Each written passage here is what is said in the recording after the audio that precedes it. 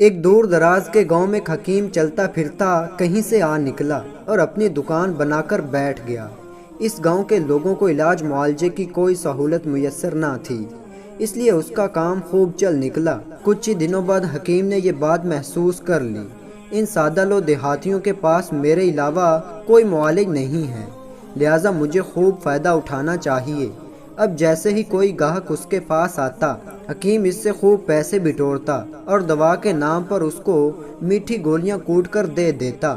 دیہاتیوں کا چونکہ اس پر یقین بن چکا تھا، اس لیے ان میں اکثر کو آرام بھی مل جاتا تھا۔ کرتے کرتے حکیم نے بہت سی دولت جمع کر لی۔ گاؤں میں ایک چلاک عورت رہتی تھی جس کو سارے گاؤں والے ماسی ہی کہتے تھے۔ ماسی چلتی پھرتی ریڈیو تھی، ہر خبر پر نظر رکھنا اور پھر آگے پہنچانا اس کا پسندیدہ کام تھا۔ ماسی کی شروع سے ہی حکیم پر گہری نظر تھی، وہ جانتی تھی کہ یہ کوئی حکیم نہیں بلکہ فراڈیا ہے جو حکیم بن کر لوگوں کو لوٹتا ہے، لیکن اس کو حکیم کے خلاف کارروائی کرنے کا کوئی موقع نہیں مل رہا تھا۔ ایک شدید گرم دوپہر جب گاؤں کے سارے لوگ گھروں میں دب کے بیٹھے اونگ رہے تھے تو ماسی اپنے گھر سے نکلی اور گرم لو سے بچتی بچاتی حکیم کے پاس پہنچ گئی۔ حکیم نے ماسی کو کچے مٹکے کا ٹھنڈا پانی پلایا اور آنے کا مقصد دریافت کیا۔ ماسی نے چور نظروں سے دائیں بائیں دیکھا اور حکیم کے کان کے پاس منہ لے کر بولی کہ مجھے مردانہ کمزوری ہو گئی ہے، کوئی اچھی سی دوا دے دو۔ حکیم کو ہنسی تو بہت آئی مگر وہ چھپا گیا۔ پہلے تو اس نے سوچا کہ ماسی کو بتا دے کہ یہ بیماری عورتوں کی نہیں مردوں کی ہے، لیکن پھر اس پر حسب معمول لالچ غالب آ گیا۔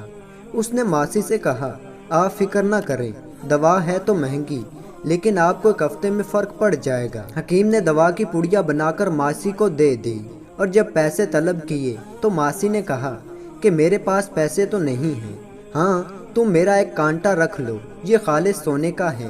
حکیم کے تو مزے لگ گئے، اس کو سوچ سے 100 گنا زیادہ مل گیا تھا۔ جیسے ہی ماسی دوا لے کر دکان سے باہر نکلی، حکیم اس کی بے وقوفی پر بہت دیر ہنستا رہا۔ جو مردانہ بیماری بتا کر مفت کی دوا سونے کے کانٹے کے بدلے لے گئی تھی، مگر ماسی تو اپنے نام ایک تھی۔ اس نے شام ہوتے ہی شور مچا دیا کہ حکیم نے میرے گھر میں گھس کر میری عزت سے کھیلنے کی کوشش کی ہے اور سارا سونا اور پیسے لے کر فرار ہو گیا ہے۔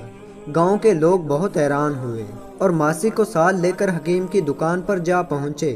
لوگوں نے حکیم کے سامنے ماسی کے لگائے الزامات دہرائے تو حکیم بیچارہ پریشان ہو گیا اور کہنے لگا کہ نہ تو میں اس کے گھر گھسا ہوں اور نہ ہی اس کی عزت اور دولت پر ڈاکہ ڈالا ہے، لیکن چلاک ماسی ضد کر رہی تھی کہ حکیم نے ایسا ہی کیا ہے، اس کی دکان کی تلاشی لی جائے۔ گاؤں والوں نے جب دکان کی تلاشی لی تو ماسی کا ایک کانٹا دکان سے برآمد ہو گیا، جبکہ اس جیسا ایک کانٹا ماسی کے پاس موجود تھا۔ اب حکیم مجرم ثابت ہو چکا تھا۔